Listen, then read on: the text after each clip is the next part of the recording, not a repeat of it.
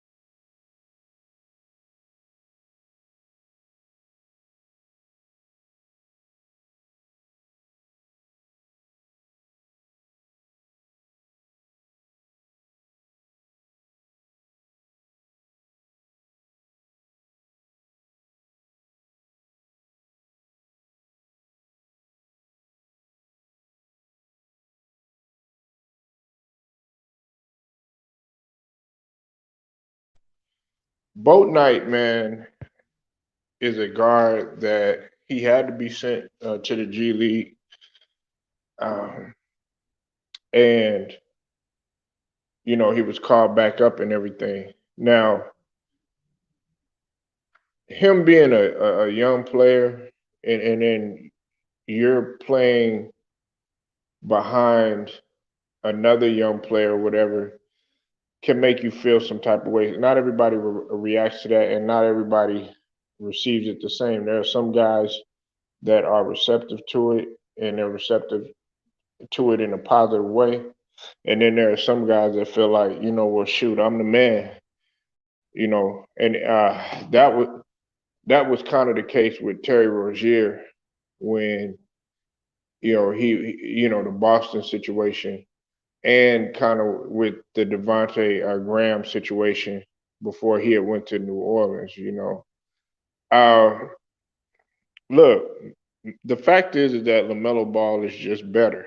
Okay, he plays the point extremely well. Now, LaMelo has superstar capability, while a lot of people feel like James Bouknight right now, he's just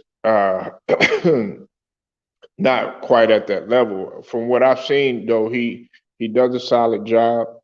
Uh, One thing that I do notice about Boatnight when he did play, now this was against guys in the summer league, is that his change of pace was a little bit ahead of some of the other younger point guards. But like I said, that's going up against G League competition, or not G League competition, summer league competition. Now when you get to the real, then of course the game changes. I think about what Gary Payton was talking about in a recent interview with DJ Vlad, and he basically said that he had lit Michael Jordan up, for like 20 or whatever in the preseason, and then when the season actually started, the first game when he played against MJ, he didn't score no points, and MJ put up 35 on him. What up with it, Jelly Bean 4280? I see you in the building. He put up 35 on Gary Payton, and Michael MJ was like, welcome to the NBA. My point is that Bouknight, he might think that he's ready and everything. Melo Ball had to go through it. He had to go through his trials and tribulation. If you remember LaMelo Ball, it wasn't so sweet for him.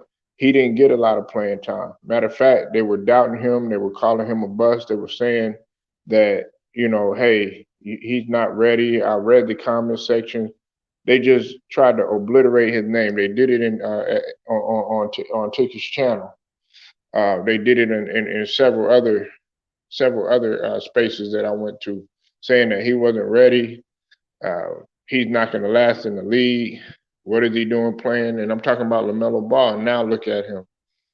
When you take LaMelo Ball off to that floor and you replace him with Bouknight, I just don't think that Charlotte has the capability to be as competitive team as they are. And they proved that last year.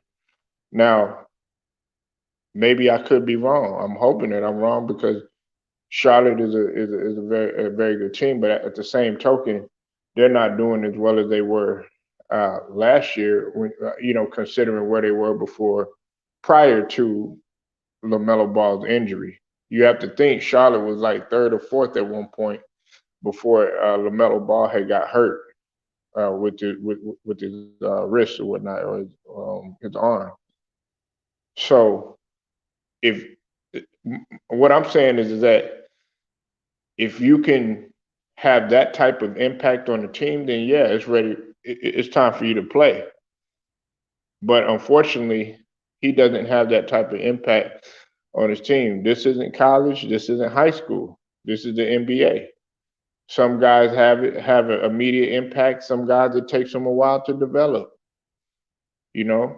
So his frustration, I can understand it, but it happens. You know what I'm saying?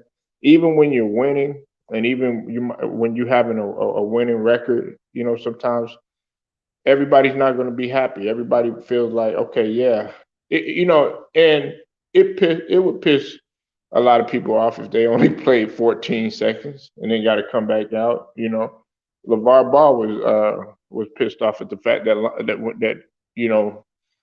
Luke Walton, when he was playing with the Lakers, they were yanking him out and everything.